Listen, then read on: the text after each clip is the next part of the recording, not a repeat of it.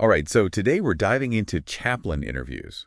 Oh, wow. This is going to be interesting. It is, right, Yeah. such a unique path. Yeah. It is, and we've got a bunch of resources from RoleCatcher. Of course. Career guides, interview guides, Yeah. even some AI tools to Yeah. help people nail these things. Yeah. So our mission is to help you walk into that interview Oh, absolutely. feeling confident Yeah. and ready to showcase your amazing I qualities. love that. Right. So what's really cool about this deep dive is that we're going to blend, the heart of chaplaincy with the practical stuff you need to actually get the job. Yeah. So we'll break down those tricky interview questions. Yeah. We'll look at some career insights from the guide. Cool. And we'll even touch on how RoleCatcher's AI can give you that personalized edge. I like it. Yeah. Okay, so first things first, Yeah. what does a chaplain actually do? Okay. There's more than just religious services, right? Exactly. Imagine being that person for people. Yeah. Who are navigating some Yeah. of life's, toughest moments in hospitals, prisons, even the military. Wow. And you're there to offer that spiritual and emotional support, that sense of hope, regardless of their beliefs. Oh, wow. So it is so much more than just religion. Right. It's really Yeah. human connection at its most raw. Absolutely. Okay, well, speaking of tough moments, Yeah. let's get into some of these questions Okay, let's do it. from RoleCatcher's interview guide. All right. The first one is, how did you become interested in pursuing a career as a chaplain? This is where you get to share your story. Oh. What sparked that initial interest? Was it a personal experience? Was it a mentor? Yeah. Was it like a calling? Yeah. The key here is authenticity. So not just a textbook answer, No. but something that really shows your heart Yes, exactly. behind this work. Right, like maybe you saw the impact of a chaplain during a difficult time for you. Or a specific event made you realize, Yeah, oh, wow, we need this kind of support in the world. that makes a lot of sense. Yeah. It's about connecting your personal journey Yes. to this calling. Absolutely. Okay, next question. Can you describe your experience providing spiritual and emotional support to individuals from diverse backgrounds? Okay. I feel like inclusivity is huge in this role. It is massive. Right. This question is all about showing your ability to connect with people from all walks of life, Okay. regardless of their faith, their culture, or their beliefs. Yeah. So have you worked with diverse communities before? Mhm. How did you approach those situations? I bet they're also looking for a willingness to learn and adapt. Oh, for sure. Right. Yeah. Maybe you could share an example of a time where you had to research a different tradition to better support someone. Absolutely. It shows you're committed to meeting people where they are. Yeah. And honoring their unique needs and backgrounds. I like that. Okay, next up. How do you ensure confidentiality and ethical behavior in your role as a chaplain? Okay. And this one confidentiality feels huge. You're dealing with people's deepest fears, Right. hopes, vulnerabilities. Yeah. Highlight your understanding of ethical guidelines and your commitment to maintaining that confidentiality. Could you mention specific strategies you use Oh, yeah. to ensure privacy? For sure. Like secure record keeping or seeking supervision when you need it? That's a great point. It shows you're proactive and thoughtful about protecting people's trust. Or this next question is really interesting. Oh, yeah. How do you approach providing spiritual care to individuals who may not have a religious affiliation? That's got to be tricky. It can be. Right. Not everyone identifies with a specific religion, but everyone has spiritual needs. Right. So this question really tests your flexibility. Okay. Can you offer support and comfort in a way that respects individual beliefs and values? So maybe you focus on active listening Yeah. or creating that safe space for them to share. Absolutely. Or maybe exploring universal themes of hope and meaning. Exactly. It's about meeting them on that human level. Yeah. First and foremost. I like that. Yeah. Okay, so this next question tackles a really heavy topic, Okay. but one that's central to a chaplain's work.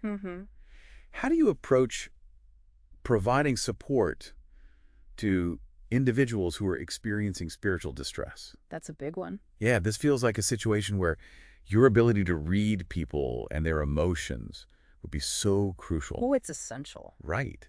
What are some signs of spiritual distress that you might look out for?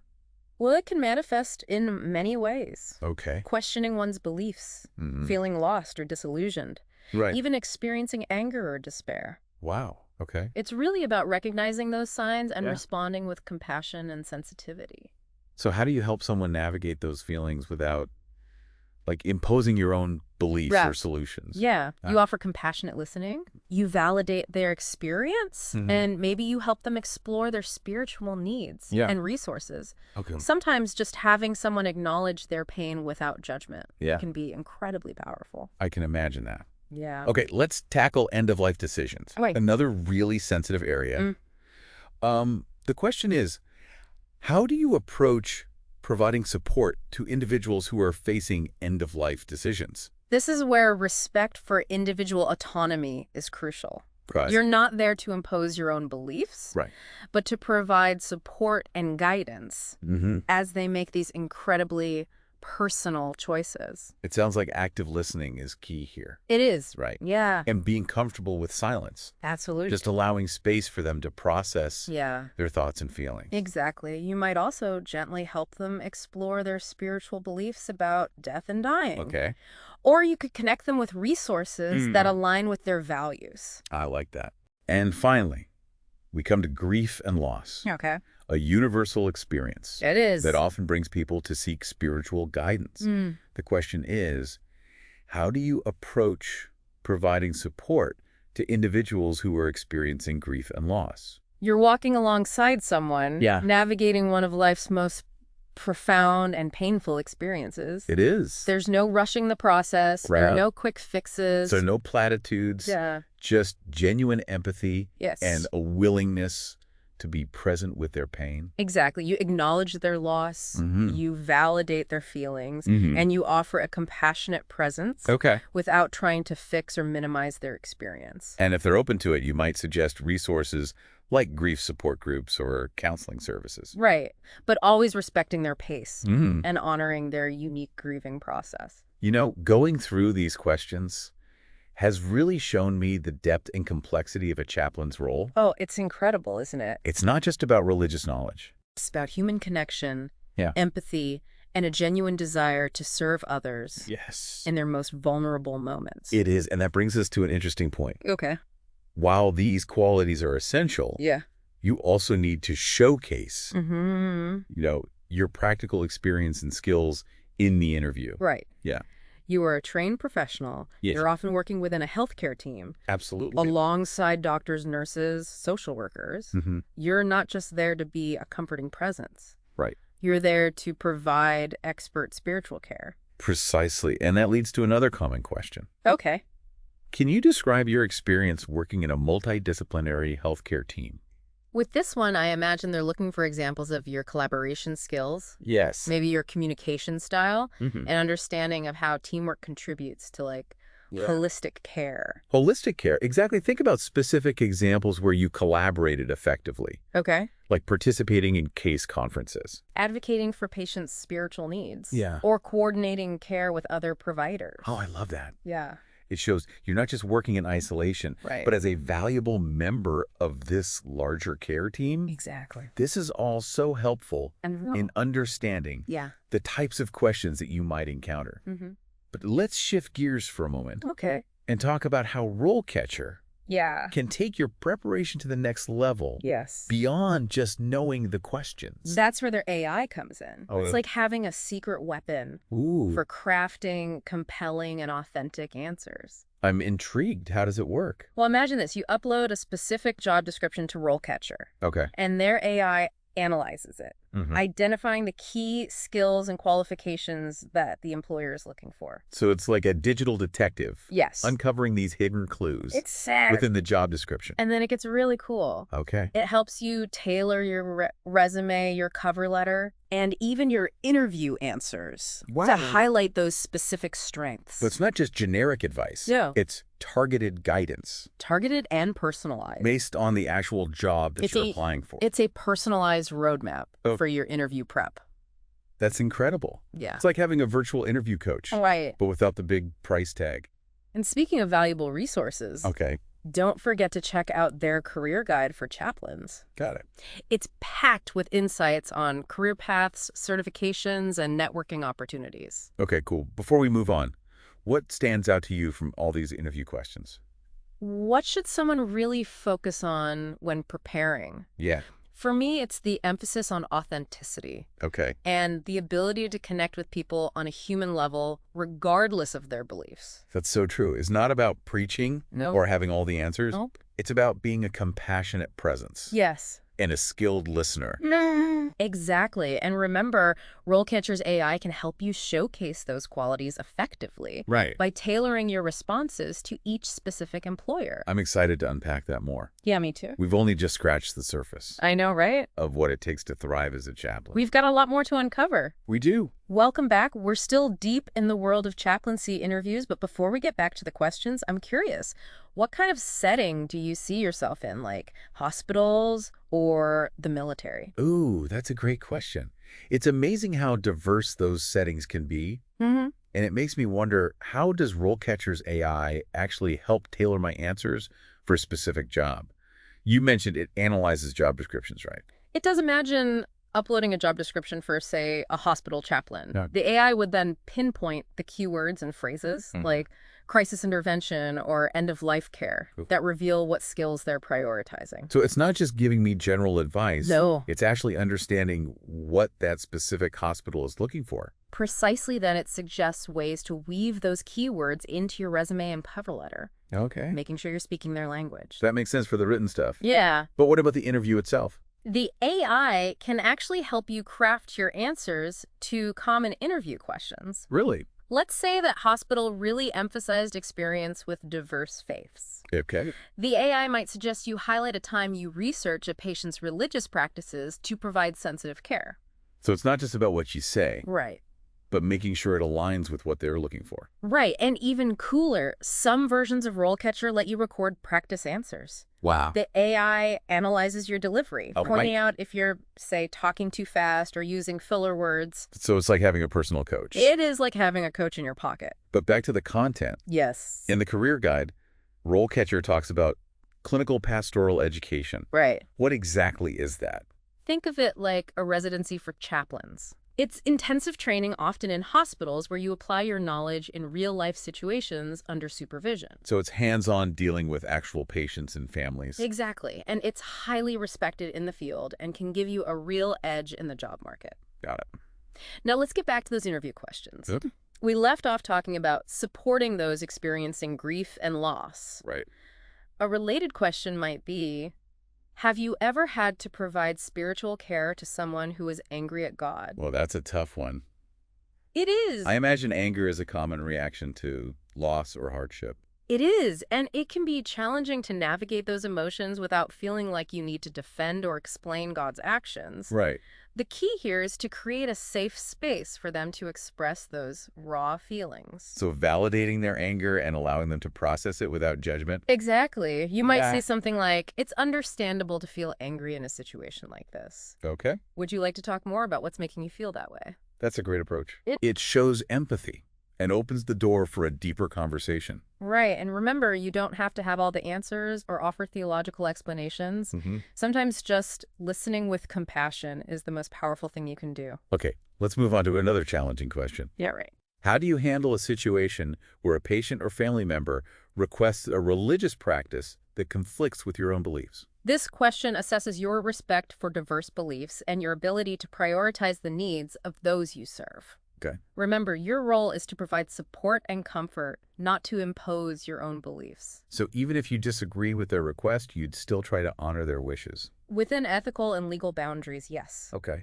You might say something like, I understand that this practice is important to you, and I'll do my best to accommodate your request. Mm-hmm. Is there anything else I can do to support you spiritually during this time?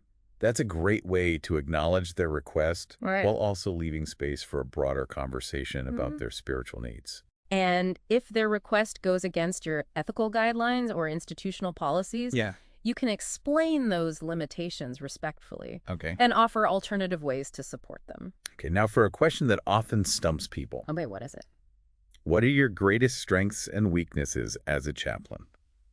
This classic question is all about self-awareness and honesty. Right. Choose strengths that are genuinely relevant to chaplaincy, Okay. like empathy, active listening, or the ability to build rapport with diverse individuals. And for weaknesses, choose something you're actively working on. Yeah. Don't just say, I'm a perfectionist. Right. Instead, frame it in a way that shows growth. Like, I sometimes struggle with saying no when I'm feeling overwhelmed, Oh, yeah. but I'm learning to set healthier boundaries. Exactly. Turn it into a positive by highlighting your self-awareness and willingness to improve. Yeah, I like that. Now, here's one that might feel a bit philosophical. How do you define spiritual care? I can see how that one might throw people off. Yeah. It's such a broad concept. It is your definition should reflect your personal understanding while also aligning with the principles of chaplaincy. Okay. You could mention things like fostering hope, providing a sense of meaning, or helping people connect with their inner strength. So it's about more than just religious rituals or beliefs. Right. It's about addressing the deeper existential needs Yeah. of the human spirit. Precisely. Now, another question that often comes up is, what experience do you have with providing spiritual care in crisis situations? I imagine this is where you can really showcase those real-life experiences. Yeah. Those moments where you had to think on your feet and offer support under pressure. Right. Think about specific examples. Okay. A medical emergency, a sudden death, a natural disaster. Highlight how you remained calm, compassionate, and resourceful while providing spiritual and emotional support. So it's about demonstrating that you can handle those intense moments Yes. with grace and skill. Exactly. And speaking of skills, another question might focus on your counseling experience. Can you describe your approach to pastoral counseling? Okay, so with this one, I'd want to highlight my understanding of counseling principles, my ability to create a safe and supportive space, Yes. and my experience with specific techniques like active listening or empathy. Right. And you could even mention any specialized training you've had Okay. in areas like grief counseling, trauma counseling, or crisis intervention. And remember, chaplaincy is distinct from psychotherapy. Yes, it is. So Yeah. emphasize your role in providing spiritual and emotional support Right. alongside any clinical interventions. Exactly. Now, here's a question that can sometimes feel tricky. Yeah. Why are you interested in working at this particular institution?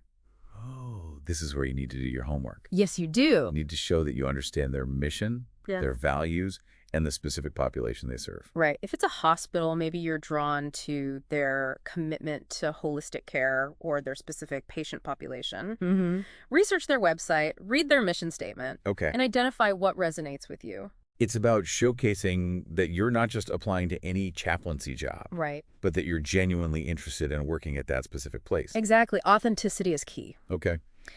Now, let's talk about a question that often comes up towards the end of the interview.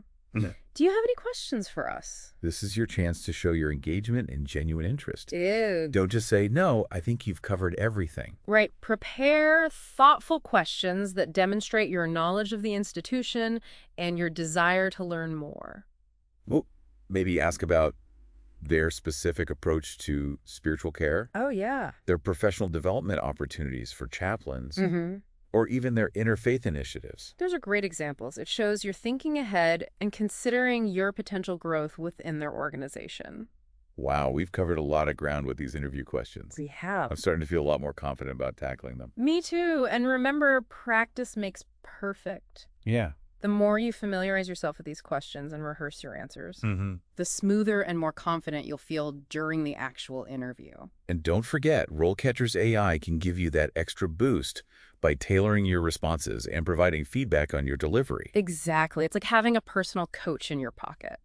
But remember, the AI is just a tool. Yeah. It's your heart, your compassion, and your genuine desire to serve that will truly shine through during the interview. Couldn't have said it better myself. Okay, before we move on to exploring career paths and specializations within chaplaincy, Yeah. I have one more question about RoleCatcher's AI. Okay. How does it help with feedback once you've drafted an answer? That's a great question. Some versions of RoleCatcher will actually analyze your written responses, Oh, wow. looking at things like clarity, conciseness, Yeah. and whether you're using the right keywords for the job. So this is not just helping me come up with ideas, Right. but actually making sure my answers are strong and well-written. Right. It can even catch things like overly formal language or cliches, Wow. helping your personality shine through. Amazing. It really is like having a personal editor. It is. Okay, so now that we've tackled those interview questions, I'm curious to learn more about the different paths a chaplaincy career can take. Me too. Let's dive into the career guide and explore those options.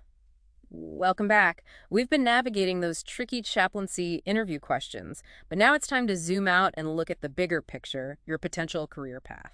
Okay, cool. RoleCatcher has a whole section on specializations. Mm. What are some examples of focusing your chaplaincy skills in a particular area? So imagine this. You're deeply moved by working with those facing end-of-life transitions. You could specialize in hospice chaplaincy, Oh, wow. becoming an expert in supporting patients and families through that delicate time. That's beautiful. Or let's say you have a strong connection to the military. Okay. You could become a military chaplain offering spiritual guidance and support to those who've served our country. That takes a special kind of understanding. It does. It really does. And as the need for spiritual care grows, I Yeah, imagine these niche areas grow too. Yeah. they do. There's prison chaplaincy, university chaplaincy, even corporate chaplaincy now. Corporate chaplaincy. Yes. That's a new one for me. Yes. I guess workplaces are recognizing the need for emotional and spiritual support too. Absolutely. It's about recognizing that everyone, regardless of where they are in life, might need someone to talk to, someone who can offer a non-judgmental ear and a sense of perspective. That's a good point. So these specializations let you hone in on what truly resonates with you. Mhm. Does RoleCatcher suggest any academic paths that complement these different areas? They do, and it's not always about having just a seminary degree. Okay. They suggest things like pastoral counseling psychology, even social work or sociology, if you're drawn to understanding systems and communities. Oh, so someone with a background in social work could bring valuable skills to a chaplaincy role, especially if they're working with, say, a marginalized community. Exactly. It's about blending your existing knowledge with that core chaplaincy focus on spiritual and emotional well-being. I like that. Now, beyond specializations, what does RoleCatcher say about advancing your career once you've landed that first chaplaincy role? Well, as you gain experience, you might move into leadership positions within your institution, like becoming a head chaplain or a director of spiritual care. That makes sense. You start mentoring other chaplains, developing programs, really shaping the direction of spiritual care in that setting. Right. Or you might get passionate about a specific area of chaplaincy and pursue advanced degrees or certifications. You could become a board-certified chaplain specializing in trauma or grief counseling. So it's about constantly learning and growing, Yeah. deepening your expertise and impact. Exactly. And that brings us back to something crucial. Remember, chaplaincy is more than just a job, it's a calling. Yeah. It's about drawing on your own spiritual depth to serve others. And that's something no AI can fully replicate. Nope.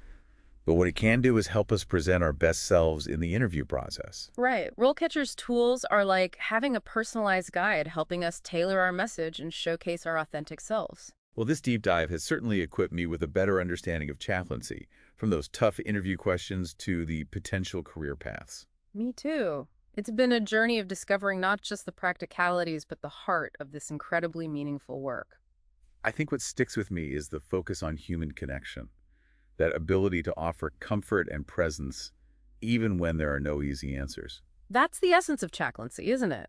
Meeting people where they are offering a listening ear and helping them connect with their own inner strength and resilience. And knowing there's a whole community of chaplains out there, each with their unique calling and area of focus, is really inspiring. It is so to everyone listening. If you feel that pull towards this work, don't hesitate to explore it further.